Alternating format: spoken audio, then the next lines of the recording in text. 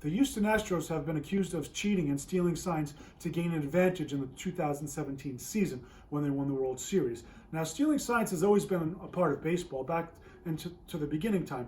But when you're using technology such as video cameras and other technology to alert the batters of what pitch is coming, that's when it becomes cheating. So the Houston Astros are going to be investigated for this, and that made us think of other times in history, other scandals of cheating. So of course we thought of 1919 Black Sox, we thought about anything Pete Rose related, but we happened to just get in a really cool George Brett bat. And of course, we thought about the pine tar incident in 1983.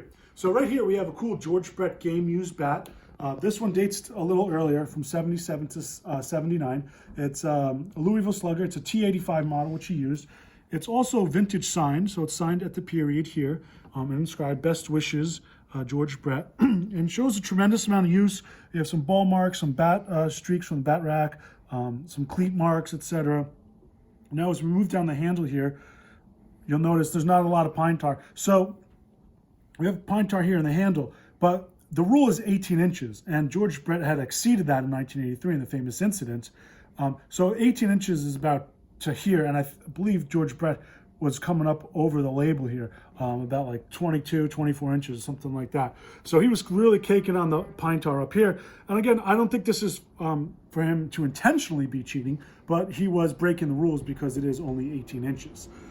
Also down here, we have a little handle crack on the bottom here. So you could also see a little lower, you'll see he just had a little bit of pine tar.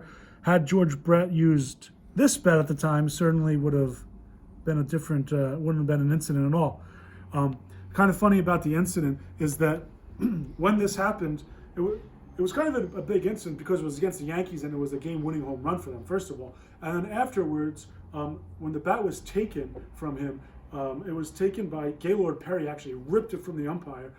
George Brett ended up getting it back that day, and he actually used it for a few more games until someone on his team told him, hey, you know, that's a valuable piece of history there. If you break it, you're going to ruin it. So he took it away, put it back in his bag, and then later in his career, or after his career, he had sold it to a famous collector, Barry Halper. It was in Barry Halper's collection. So he sold it to him for $25,000.